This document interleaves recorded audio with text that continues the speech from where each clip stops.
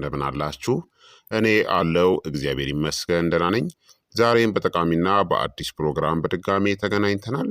በዛሬው የጤና ፕሮግራማችን ላይ የምንመለከተው የቺያ ሲድ ምንነትን እናም ቺያ ሲድን ብትጠቀሙ የምታገኙትን ዝርዝር ድንቅ ሰፊ ጤና ጥቅሞችን እንዲሁም ደግሞ ማድረግ ያለባችሁን ጥንቃቄዎችና አጠቃቀሙን በዚህ ቪዲዮ ላይ በዝርዝር የምነግራችሁ ይሆናል ማለት ነው።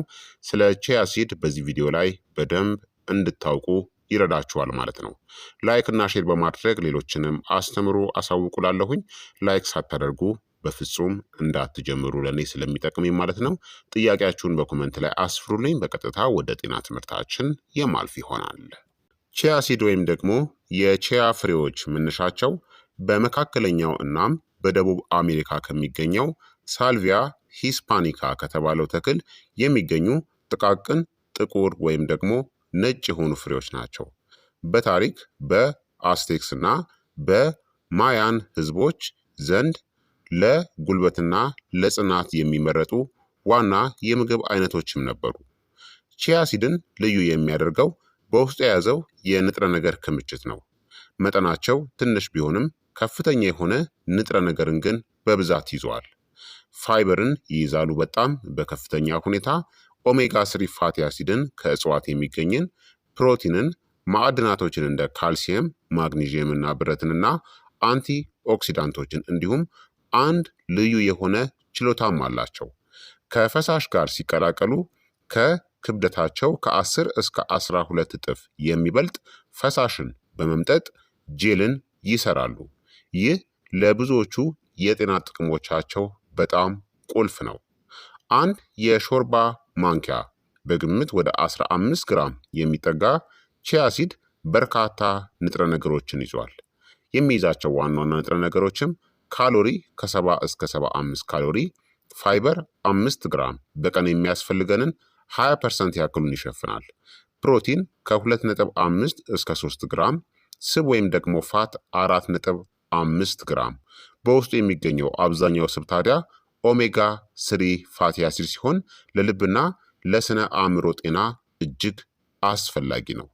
የሚይዙት ማዕድናት ደግሞ ቺያ ሲድ በውስጡ በርካታ ጠቃሚ ማዕድናቶችን የያዘ ሲሆን በአንድ የሾርባ ማንኪያ ውስጥ የሚይዘው ማዕድን ደግሞ ማንጋኒዝን ይይዛል። ለሜታቦሊዝም እና ለአጥንት እድገት ወሳኝ ነው። ፎስፈረስንም ይይዛል ለአጥንትና ለሴል ጥገና። መዳብን ለልብ ጤና። ሴሊኒየም እንደ አንቲኦክሲዳንት ሆኖ ያገለግላል። ካልሲየምንም ይይዛል። ማግኒዥየምና ብረት የሚይዛቸው ንጥረ ነገሮች ናቸው። በመጠኑ ይገኛሉ ማለት ነው። ታዲያ ለየት የሚያደርገው ባህሪው ምንድን ነው? አንቲኦክሲዳንቶችን በውስጡ ይይዛል። በውስጡ ያሉት እንደ ክሎሮጀኒክ አሲድ እና ካፌይክ አሲድ ያሉ ንጥረ ነገሮች ሰውነታችንን ከበሽታም ይከላከላሉ። እንዲሁም ውሃን የመሳብ አቅምም አለው። ቺያ ሲድ ከክብደቱ እስከ 12 እጥፍ የሚበልጥ ውሃን የመምጠጥ አቅም አለው። ይህ ባህሪው ሆድ ውስጥ ረጅም ሰዓት የመጥገብ ስሜት እንዲሰማን ስለሚያደርግ ለክብደት መቀነስም ይረዳል ማለት ነው። ታዲያ ቺያ ሲድን ስትጠቀሙ በቂ ውሃ አብሮ መጠጣት ይመከራል። ምክንያቱም ከፍተኛ የሆነ የፋይበር መጠን ስላለው በሰውነት ውስጥ ያለን ውሃ የመምጠጥ ዝንባሌ ስላለው ድርቀትን እንዳያስከትል በቂ ውሃን መጠጣት ያስፈልጋል።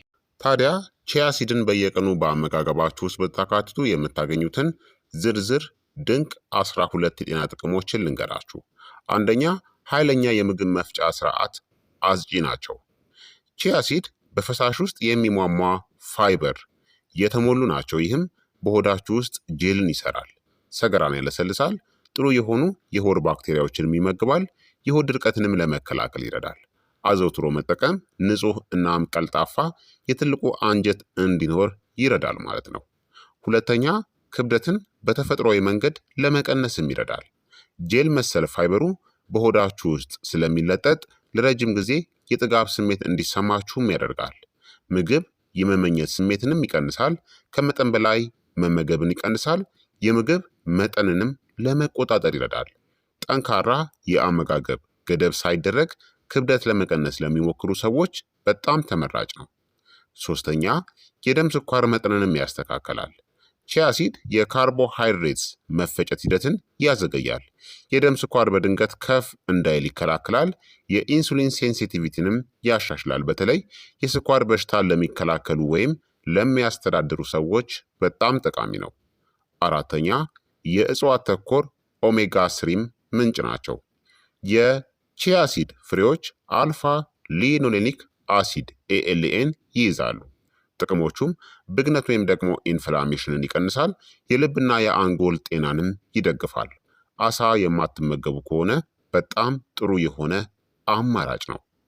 አምስተኛ የልብ ጤናንም ያሻሽላል። የፋይበር የኦሜጋ ስሪ እና የአንቲኦክሲዳንት ጥምር የሆነ ቅንጅት መጥፎ ኮሌስትሮልን ወይም ኤልዲኤልን ለመቀነስ፣ የደም ግፊትን ለመቀነስ እና የደም ዝውውርንም ለማሻሻል ይረዳል። የረጅም ጊዜ የልብና የደም ዝውውር ጤናንም ይደግፋል። ስድስተኛ አጥንትንም ያጠናክራል። የቺያ ሲድ ፍሬዎች በሚገርም ሁኔታ በተለያዩ ንጥረ ነገሮች የበለጸጉ ናቸው። በካልሽየም፣ በማግኒዥየም እና በፎስፈረስ በተለይ እድሜ እየጨመረ ሲሄድ ጠንካራ አጥንት እንዲኖር ለማድረግ በጣም አስፈላጊ ነው። ሰባተኛ ዘላቂ የሆነ ኃይልንም ይሰጠናል። ቺያ ሲድ በጥንት ዘመን የሯጮች ምግብ ተብሎ ይታወቅ ነበር። ምክንያቱም የፕሮቲን የስብና የካርቦሃይድሬት የተመጣጠነ ድብልቅ ስላለው ኃይልን ቀስ በቀስ ስለሚለቅ ከስፖርታዊ እንቅስቃሴ ወይም ደግሞ ረጅም የስራ ቀን በፊት በጣም ጥሩ ነው። ስምንተኛ ጤናማ የሆነ ቆዳንም ይደግፋል።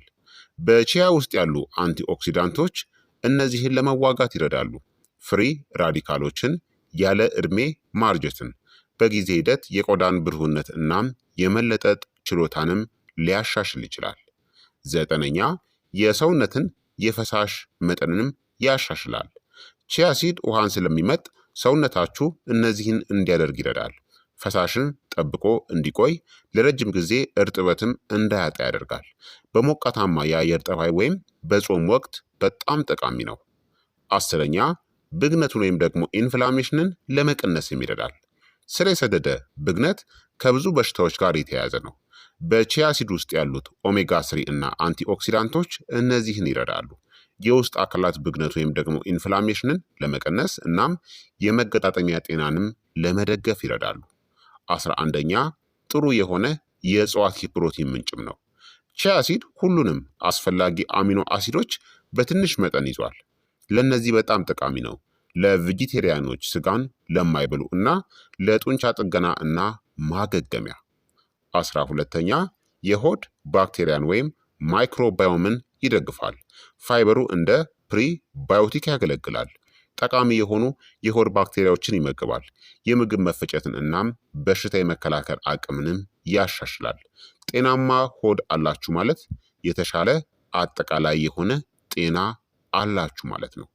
ታዲያ የቺያ ሲድ የጎንዮሽ ጉዳቶችን ደግሞ ልንገራችሁ። አላስፈላጊ የሆኑ ጉዳቶች ማለት ነው። ጤናማ የሆኑ ምግቦች እንኳን በአግባቡ ካልተወሰዱ ችግርን ሊያስከትሉ እንደሚችሉ ማወቅ አለባችሁ። አንደኛ የምግብ መፈጨት ችግሮች ናቸው። ከመጠን በላይ ቺያ ሲድን መውሰድ የሆድ መነፋት፣ ጋዝና የሆድ ድርቀት በቂ ውሃ ካልተጠጣ ሊከሰት ይችላል። ስለዚህ በጥቂቱ ጀምሩት። ሁለተኛ የመታነቅ አደጋ ነው። ደረቅ የቺያ ሲድ ፍሬዎች ያለ ፈሳሽ ከተበሉ በጉሮሮ ውስጥ ሊለጠጡ ወይም ሊያብጡ ይችላሉ። ደረቅ የቺያ ፍሬዎችን ብቻቸውን በፍጹም አትብሉ። ሶስተኛ የደም ግፊት በጣም ሊቀንስ ይችላል። ቺያ ሲድ የደም ግፊትን ስለሚቀንስ ከመድኃኒቶች ጋር ሊጋጭ ይችላል። አስቀድሞ ዝቅተኛ የደም ግፊት ካለባችሁ ተከታተሉ። አራተኛ ደምን የማቅጠን ውጤት ነው። ኦሜጋ ስሪ ደምን በትንሹ ሊያቀጥን ይችላል። የደም ማቅጠኛ መድኃኒትን የምትወስዱ ወይም የደም መፍሰስ ችግር ያለባችሁ ከሆነ ጥንቃቄን አድርጉ። አምስተኛ የአለርጂ ስሜቶች ናቸው፣ ግን ብርቅ ነው። አንዳንድ ሰዎች እንደ ማሳከክ፣ እብጠት ወይም የምግብ መፈጨት ምቾት ማጣት ሊያጋጥማቸው ይችላል ማለት ነው። ታዲያ እነዚህ አንዳንድ የጎንዮሽ ጉዳቶች ናቸው። በጥንቃቄ ከተጠቀማችሁ ደግሞ ምንም ጉዳትን አያስከትልም። ታዲያ የቺያ ሲድ ፍሬዎችን በጤናማ መንገድ ለመጠቀም አንደኛ በትክክለኛው መጠን ጀምሩ።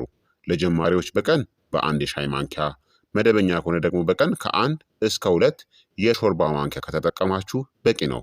ማብዛት ሁልጊዜ የተሻለ አይደለም። ሁለተኛ ሁልጊዜ ዘፍዝፏቸው። በውሃ ውስጥ ከ20 እስከ 30 ደቂቃዎች ወይም ለአንድ ሌሊት መዘፍዘፍ ያስፈልጋል። መሰረታዊ የቺያሲድ ጄል አሰራርን ከፈለጋችሁ አንድ የሾርባ ማንኪያ ቺያሲድ ያስፈልጋችኋል። አንድ ኩባያ ውሃ በደንብ ማቆየት በትንሹ 30 ወይም 40 ደቂቃ ከቻላችሁ ደግሞ ለአንድ ሌሊት በፍሪጅ ውስጥ አስቀምጡት። ከዛም ጄል ይሆናል ማለት ነው። ለመጠቀም ደግሞ ቀላል መንገዶች ውሃ ውስጥ መጨመር። የቺያ መጠጥን ትሰራላችሁ። በአጃ ወይም በኦትሜል ውስጥ በመቀላቀል በስሙዚ ውስጥ በመፍጨት በእርጎ ውስጥ በማዋሃድና እንደ ቺያ ፑዲንግ መስራትም ትችላላችሁ። ታዲያ በቂ የሆነ ውሃን ጠጡ። ቺያ ሲድ ውሃን ስለሚመጥ የሆድ ድርቀትን ለማስወገድ በቂ ውሃ መጠጣት አለባችሁ። ለመውሰድ ደግሞ የተሻለው ጊዜ ጠዋት ላይ ለምግብ መፈጨትና ለኃይል ምርጥ ነው። ከምግብ በፊት ደግሞ የምግብ ፍላጎትን ለመቀነስ ይረዳል። ከስፖርት በኋላ ደግሞ ለጡንቻ ማገገሚያ በጣም ወሳኝ የሆነ አመጋገብ ነው። የዕለት ተዕለት መርሃ ግብርን ምሳሌ ከፈለጋችሁ ጠዋት ላይ አንድ ብርጭቆ ውሃ እናም አንድ የሾርባ ማንኪያ እየተዘፈዘፈ ቺያ ሲድን መውሰድ ትችላላችሁ። ከሰዓት ላይ ደግሞ በስሙዚ ወይም በምግብ ላይ መጨመር ትችላላችሁ። ምሽት ላይ ከፈለጋችሁ ደግሞ ሰውነታችሁ የሚቀበለው ከሆነ ትንሽ መጠን እንደ አማራጭ መጠቀም ትችላላችሁ። ታዲያ በቀን ከ2 የሾርባ ማንኪያ በላይ መጠቀም የለባችሁም። በአጠቃላይ የቺያ ሲድ ፍሬዎች ኃይለኛ ናቸው፣ ነገር ግን በትክክል ጥቅም ላይ ሲውሉ ብቻ ነው። እንደ ተአምራዊ ፈውስ ሳይሆን እንደ ጤና ደጋፊ መሳሪያ አድርጋችሁ ማሰብ ያስፈልጋል ማለት ነው። ቺያ ሲድን ብትጠቀሙ ድንቅ የሆነ ለውጥ ወይም ደግሞ ውጤትን ትመለከታላችሁ። ስለዚህ ክቡራትና ክቡራን ተመልካቾቼ የዛሬው የጤና ትምህርት እንግዲህ ይህንን ይመስል ነበረ። እንደተማራችሁበትም ተስፋ አደርጋለሁኝ። ሀሳብ አስተያየታችሁ ደግሞ አይለኝ ይላለው። ይህ የጤና ትምህርት ለበርካታ ሰዎችም እንዲደርስ ሁላችሁም በቅንነት ላይክና ሼር በማድረግ ሌሎችንም አስተምሩ፣ አሳውቁ እላለሁኝ። ጥያቄ ካላችሁ ጥያቄያችሁን በኮመንት ላይ አስፍሩልኝ እላለሁኝ።